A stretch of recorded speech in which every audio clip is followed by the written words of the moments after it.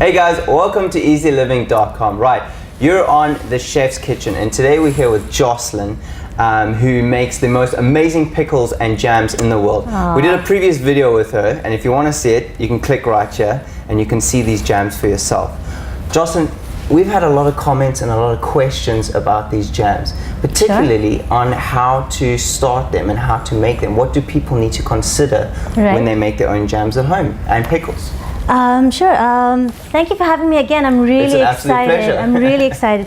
You know, I think there are just three things, plenty of things to bear in mind, but I think three main things to sort of remember. I'd narrow down to quality of the ingredients that you use, hygiene, and safety. So, you know, whatever fruits or vegetables it is that calls for your recipe, the pickle or the jam or the chutney, they really have to be good quality, fresh, really fresh. Trust me, the better quality fruit or vegetable that you're using in your recipe, the better your pickle, jam, or chutney will turn out. Okay, so if you want to make an outstanding chutney, head down to Spinney's, for example? Sure, Spinney's or Carrefour, or if you're feeling a little local, you can go down to the fruit and vegetable market. Head down to fruit and vegetable market? Exactly, fantastic place, lots of in and outs, and you can have a little rummage. It's, yeah, options are plenty in a place like Dubai. Okay, so when someone is now at the fruit and vegetable market, for example, and they want to make a mango chutney, and they got a whole bunch of mangoes in front of them, how do they choose the best mango? Do you smell it? I see some people smelling fruit, some people squeeze fruit. Don't squeeze the fruit in the mall.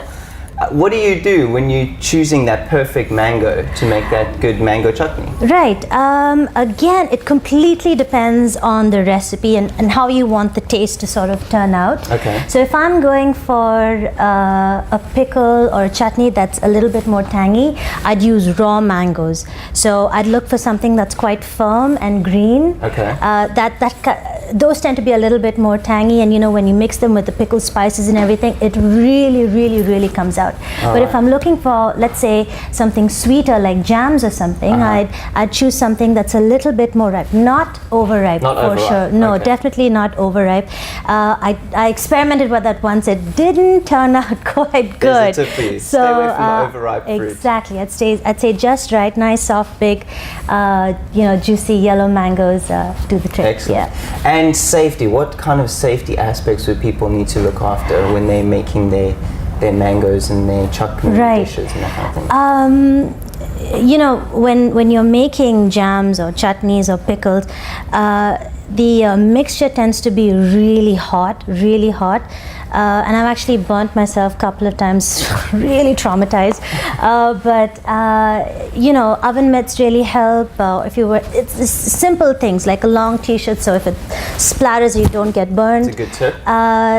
Again, use if you're canning a jar, use proper can holders.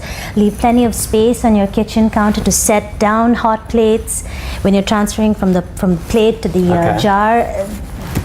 You should bear these things in mind. All right. And once someone has now made their mango chutney or their pickles, and they've put all the mixture in the pot, and I'm guessing you boil it up and add your spices and the sugar and different things. Once you've now put it into the jar and you're now canning it, how long should someone leave their mango chutney out for before it's perfectly ready? I think he's really partial to mango chutneys. You should try some of mine. To me, there's nothing better than a good big sweet mango. I love my mango. So if you've got some mango chutney for me, I will. But you know, one thing, once you've made it, you know, it's the ingredients that have gone into it, they still kind of need to kind of get together, get to know each other better. So then, you know, when you finally like pop open that jar, it's like a party of like flavors and aromas and stuff. So I'd say, you know, you can give it like a week to maybe even a few months, depending on what kind of preservatives you're using, or if you're not. Definitely a little bit more time for the flavors to mature, and then when you open it up, it should be delicious. Can you do that pop sound one more time? There we go. So if there's one overall tip or recommendation you can give our viewers for when they're making their own pancakes and mango chutneys, what would it be? Experiment.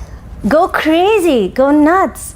There is something very special about maybe following a recipe that's been handed down to you through the generations, or maybe just following a recipe from a book. Okay. But I'll tell you what, there is nothing more special than adding your own little twist to it. Trust me, that really works. It gives it that special something, and I'm sure it'll turn out great. Well, there you have it. Thanks guys for tuning into the Chef Show. Jocelyn, thank you for being on the show. Thank you very much. I'm definitely going to try that mango chutney. I know you'll hold me to it. Thanks guys for watching, and remember, if it's not eZe, it's not easy living.